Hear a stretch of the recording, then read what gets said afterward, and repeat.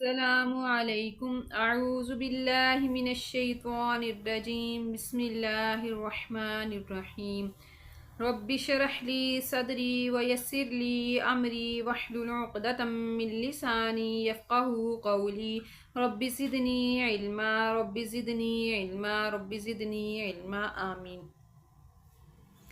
آج ہم لوگوں کا سبق وقف کے بارے میں ہے کہ کس جگہ پر ہم لوگوں نے کس طرح وقف کرنا ہے، ہم لوگ اس کو پڑھ لیتے ہیں۔ ٹھیک ہے، وقف کے کیا معنی ہے پہلے اس کو دیکھ لیتے ہیں۔ وقف کے معنی ہے ٹھہرنے اور رکنے کے ہیں، یعنی جس کلمے پر وقف کریں تو اس کلمے کے آخری حرف پر آواز اور سانس دونوں کو ہم نے ختم کر دینا ہے۔ ٹھیک ہے، یعنی ہم نے وہاں پہ آواز کو بھی ختم کر دینا اور سانس کو بھی ہم نے توڑ دینا ہے۔ ٹھیک ہے، اس کو کہتے ہیں وقف کرنا، ٹھہرنا، رکنا۔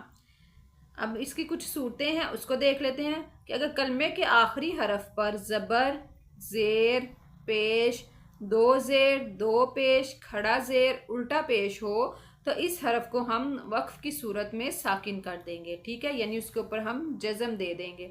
اگر کلمے کے آخر میں کیا ہو، حرف پر زبر ہو، زیر ہو، پیش ہو، دو زیر ہو، دو پیش ہو، کھڑا زیر ہو، الٹا پیش ہو تو اس حرف کو ہم وقف کی صورت میں ساکن کر دیں گے۔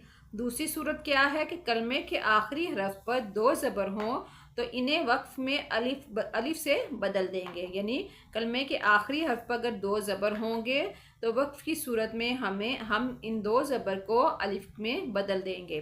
تیسری صورت کیا ہے کہ کلمے کے آخر میں گول تا ہوگی تو اس تا پر خواہ کوئی بھی حرکت ہو یا تنوین ہو، اسے وقف کی صورت میں ہم اس تا کو ہا سے بدل دیں گے۔ ٹھیک ہے، ہا ساکنہ سے بدل دیں گے۔ ٹھیک ہے، یعنی گول تا جہاں پہ بھی ہوگی اس تا کے اوپر کوئی بھی حرکت ہوگی، ہم نے اس تا کو ہا ساکن سے بدل دینا ہے۔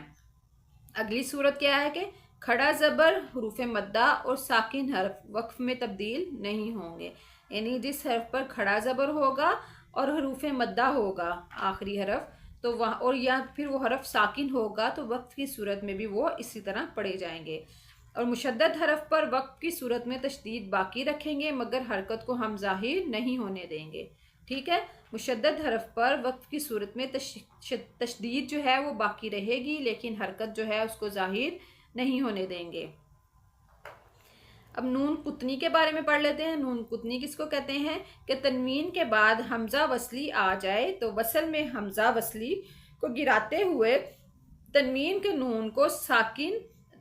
نون ساکن کو زیر دے کر ایک چھوٹا سا نون لکھ دیا جاتا ہے، اسے نون قطنی کہتے ہیں۔ تنوین کے بعد حمزہ وصلی آ جائے تو وصل میں حمزہ وصلی کو گراتے ہوئے، یعنی جب ہم نے ملا کر پڑھنا ہے تو حمزہ وصلی کو گراتے ہوئے تنوین کے نون ساکن کو زیر دے کر ایک چھوٹا سا نون لکھ دیا جاتا ہے، اسے نون قطنی کہتے ہیں۔ ٹھیک ہے،